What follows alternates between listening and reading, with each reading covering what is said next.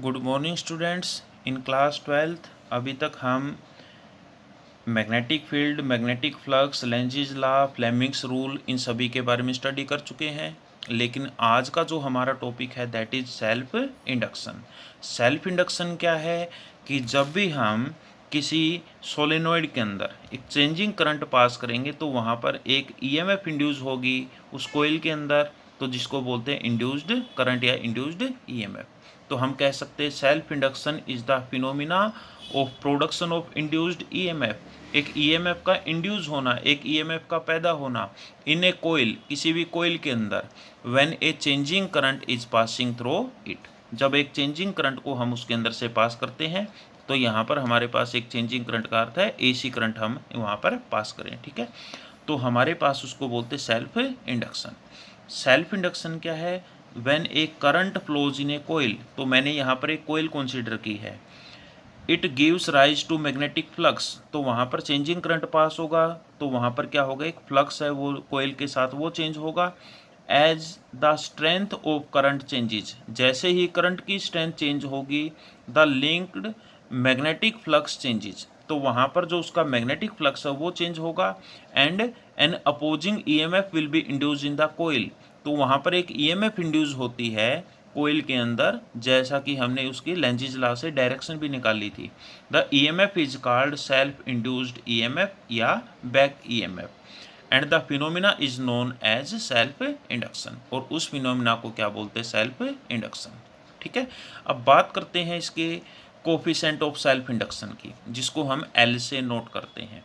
तो हमें पता है कि जो फ्लक्स लिंक्ड होगा कोयल के साथ वो डायरेक्टली प्रोपोर्शनल होगा magnitude of current passing through that coil, यानी जितना ज़्यादा करंट होगा उतना ही फ्लक्स चेंज होगा। अगर हम प्रोपोर्शनैलिटी कांस्टेंट को हटा दें तो जो फ्लक्स है that will be L cross I, L into I. L क्या है? कोफिशिएंट ऑफ सेल्फ इंडक्शन या प्रोपोर्शनैलिटी कांस्टेंट हम बोल सकते हैं। तो हमारे पास इक्वेशन 1 से फ्लक्स की वैल्यू क्या आई? एल आई, ठीक है। अगर हम देखें कि जो कोयल है if its length is unity, unity का अर्थ है 1 है, तो हमारे पास फ्लक्स है वो किसके इक्वल होगा? एल के इक्वल। या हम एल की वैल्यू क्या लिख सकते हैं? पाई के इक्वल। तो हम कह सकते हैं hence the coefficient of self induction of the coil is equal to the magnetic flux, यानी कोफिशिएंट किसके इक्वल है? मैग्नेटिक फ्लक्स के। कब होगा? When unit current flows through in it, यानी जब उसके अंदर से क्या हो, करंट की वैल्यू, यानी करंट 1 एम्पियर फ्लो करे, तो वहाँ पर हम उसको क्या बोल सकते हैं? एल। सेल्फ इंडक्शन की वैल्यू किसके इक्वल होगी? मैग्नेटिक फ्लक्स की। कब होगी? जब यूनिट करंट उसमें से फ्लो करता है। We know that the induced EMF in the coil, तो लेंजिज लॉ से हमने, फैराडे लॉ से हमने किया था, फैराडे का सेकंड लॉ, तो जो ईएमएफ है वो डायरेक्टली प्रोपोर्शनल होती है d phi by d t, और वहाँ पर प्रोपोर्शनैलिटी कांस्टेंट को हटा के हमने जब इक्वल का साइन रखा था तो यहाँ पे नेगेटिव साइन लिख देते हैं, ठीक है। तो यहाँ पर ई की वैल्यू क्या होगी? Equal to minus d by d t, और फाई की वैल्यू हम इक्वेशन 1 से एल आई रख सकते हैं, ठीक है। तो यहाँ पर कांस्टेंट है एल, तो कांस्टेंट को बाहर रखा तो क्या होगा? D I by d T. अगर हमारे पास जो rate of change of current है अगर वो यूनिटी हो, यूनिटी का अर्थ है अगर 1 एम्पियर करंट चेंज हो 1 सेकंड के अंदर, तो हम इसकी वैल्यू 1 पुट कर सकते हैं, तो ई की वैल्यू क्या होगी? Minus L. या हम एल की वैल्यू क्या कर सकते हैं? माइनस को इधर शिफ्ट करके माइनस ई के इक्वल। तो हम कह सकते हैं thus the self induction of the coil is defined as the EMF induce, कि जो ईएमएफ इंड्यूस होगी in it when current is changing at the rate of 1 unit per second. अगर कोयल के अंदर जो करंट चेंज हो रहा है वो 1 यूनिट यानी 1 एम्पियर चेंज हो 1 सेकंड के अंदर, तो हम उसको डिफाइन कर सकते हैं, ठीक है।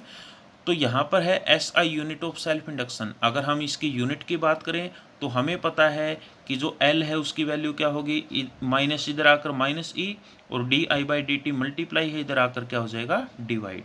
आपको पता है कि हम ई को क्या लिख सकते हैं? वोल्ट में। ईएमएफ को वोल्ट में मेजर करते हैं, करंट को एम्पियर में और टाइम को सेकंड में।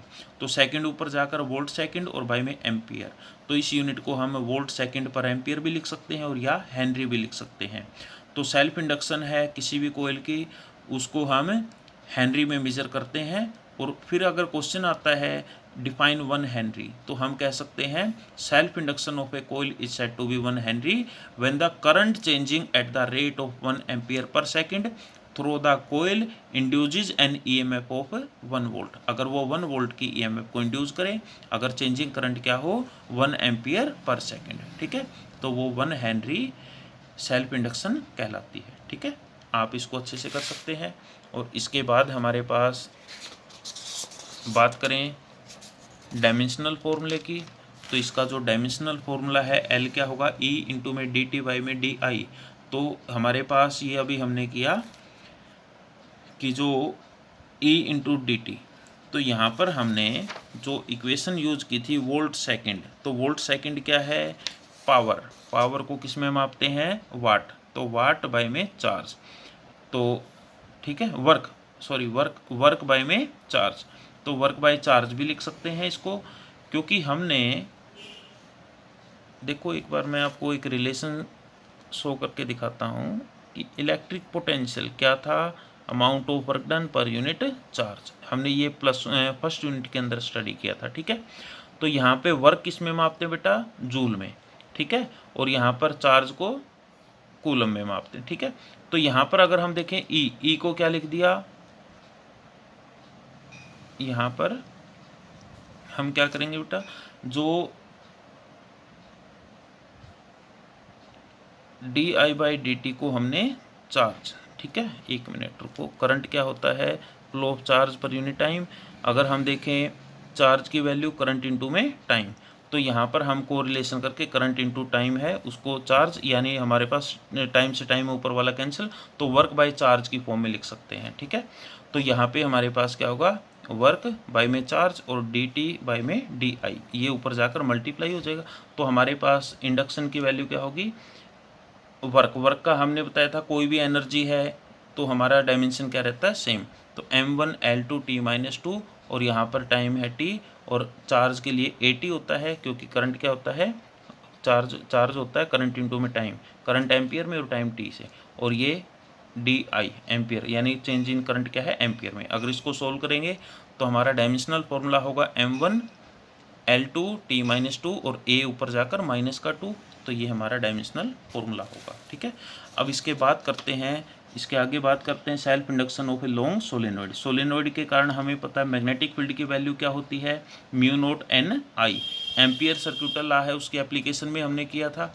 यहाँ पर म्यू नोट क्या है, absolute magnetic permeability of free space, तो यहाँ पर मैग्नेटिक फ्लक्स क्या होता है बेटा, फ्लक्स को हमने पढ़ा था बी डॉट ए के इक्वल, तो बी की वैल्यू क्या है, म्यू नोट एन आई और साथ में करंट आई। ठीक है, तो फ्लक्स की वैल्यू क्या आ गई, म्यू नोट, एन क्या है, कोयल डेंसिटी यानी number of turn per unit length कितनी है, और इंटू में आई इंटू में ए कर लोगे।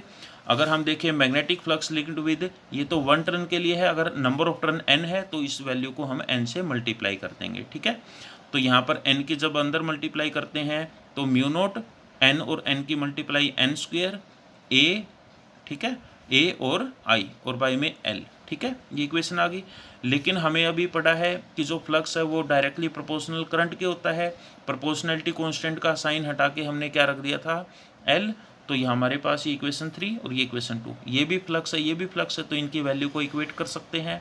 तो L I किसके को लग दिया, इस इक्वेशन के, I से I दोनों तरफ क्या हो जाएगा, कैंसिल आउट, तो induction coefficient of self induction क्या होगा, mu naught n square a by में L। ठीक है, यह हम अभी हमने किया था कि n क्या है, स्मॉल n क्या है, कैपिटल N बाई में L, यानी number of turn per unit length. अगर नंबर ऑफ टर्न देखे क्या होगा, NL, तो यहाँ पर कैपिटल L की जगह हम NL लिख सकते हैं, उसका स्क्वायर है तो स्क्वायर। ठीक है, तो ये सोल्व करके हमारे पास एक L से एक L कैंसिल आउट, तो हमारे पास mu naught n square L A, तो ये हमारे पास क्या होगी, कोएफिशिएंट ऑफ सेल्फ इंडक्शन की वैल्यू फॉर ए